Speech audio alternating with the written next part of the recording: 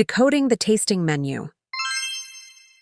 Now that we are finally settled into this incredibly comfortable velvet booth and have a moment to breathe, let's open up these gorgeous leather portfolios and take a look at the actual tasting menu to see what kind of culinary wild ride we are about to embark on tonight. I am looking at it right now, honey, and I have to admit that the typography is absolutely beautiful, but the descriptions are incredibly minimalist and cryptic, often listing just 3 or 4 raw ingredients per course without explaining how they are actually prepared. Yeah, you are totally right. Look at this first official course description listed here. It literally just says heirloom tomato, consommé, basil oil, sorbet. I am genuinely fascinated and slightly confused by how they can transform a standard tomato into an upscale sorbet creation. That is exactly what modern molecular gastronomy is all about, Mark.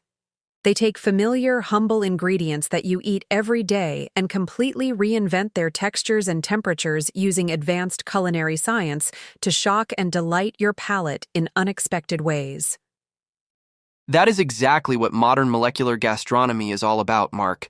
They take familiar, humble ingredients that you eat every day and completely reinvent their textures and temperatures using advanced culinary science to shock and delight your palate in unexpected ways. Oh, I actually know that one because I watch a lot of gourmet cooking shows on television. Confit means that the meat is cooked very slowly over a long period in its own rendered fat at a low temperature, which makes it incredibly tender, rich, and literally melt in your mouth. Wow, you are a walking culinary encyclopedia, sweetheart. I am glad I brought you along to translate this for me. But wait, what about the next item that says pan-seared squab with jus and sunchoke puree? What on earth is a squab, and how does it taste?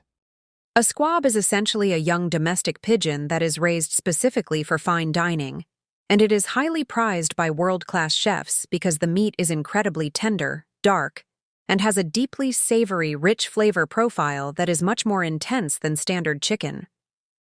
Wow, I never in a million years imagined that I would be sitting in a 3-star Michelin restaurant in the heart of the city preparing to eat a sophisticated pigeon dish for our wedding anniversary. But I am absolutely willing to expand my horizons tonight. That is the spirit, darling. Since this is a blind tasting journey, we just have to trust the chef's vision completely. But look at your customized menu card, Mark. They actually substituted the third course entirely to accommodate your severe shellfish allergy. Oh, let me see that. Wow, you are right. While your menu lists a Brittany blue lobster with bisque and seafoam, my card shows a pan-roasted diver scallop with truffle butter. Wait, can I actually eat a scallop if I have a severe shellfish allergy? Oh my goodness, Mark. Please do not touch that dish until we clarify it with the server. I am pretty sure that scallops are classified as mollusks, which are technically a type of shellfish, and I absolutely do not want us ending our romantic anniversary night in the emergency room. Oh, don't panic, honey. Let's look closer at the footnote. It says, allergen alert, diver scallop substituted with king oyster mushroom cap prepared scallop style. Wow, they are literally mimicking the exact shape and texture of a scallop using a gourmet mushroom. Oh, thank heavens, that is absolutely brilliant of them. They use king oyster mushroom stems because they can be sliced into thick rounds that look identical to seared scallops.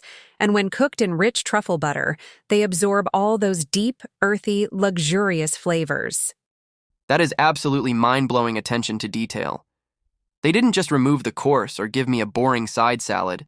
They actually took the time to engineer a visually identical, structurally safe alternative so that our plates still match when served. That level of execution is exactly why this restaurant maintains its elite 3-star status year after year. Now let's look at the main entree course that we both share at the end of the savory progression. A5 Miyazaki Wagyu beef with black garlic and bone marrow. Oh, I definitely know what that is, and my mouth is watering just reading the words.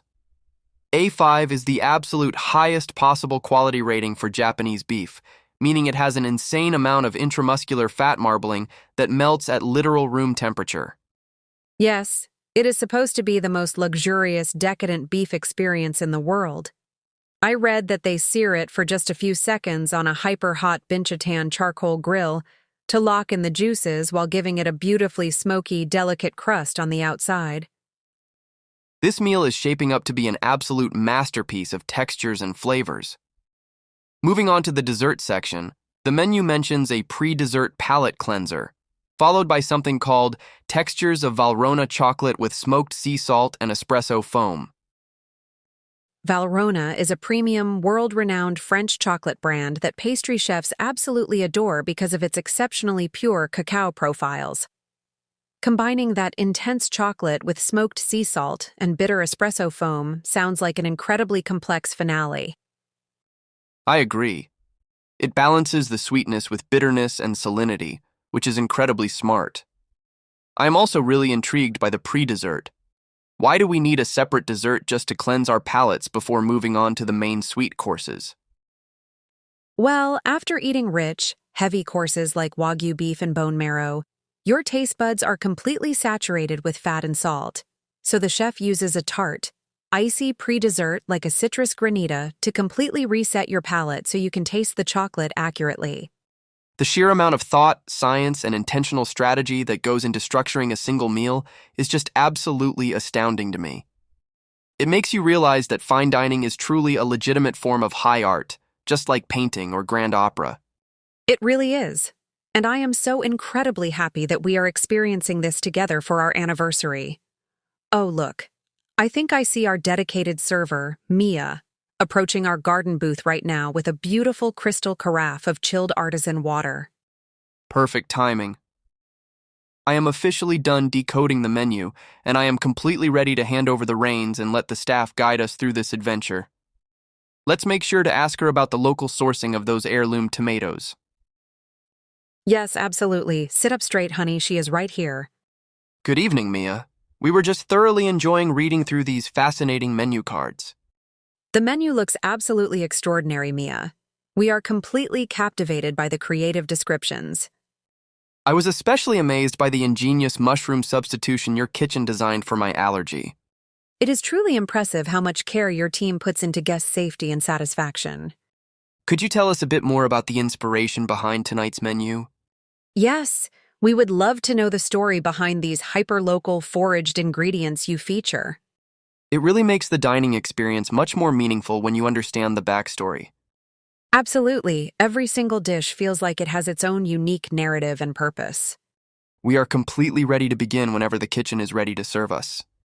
This beautiful garden setting is making us even more excited for the first bite. I think I will start by ordering a refreshing cocktail while we wait, honey. That sounds like a wonderful plan, darling. Let's see what signature drinks they have. Tonight is going to be an absolutely unforgettable culinary journey. I can already feel it. Happy anniversary again, Mark. Let the grand tasting marathon officially begin. See you in the next English conversation session by Wisdom Studio 8.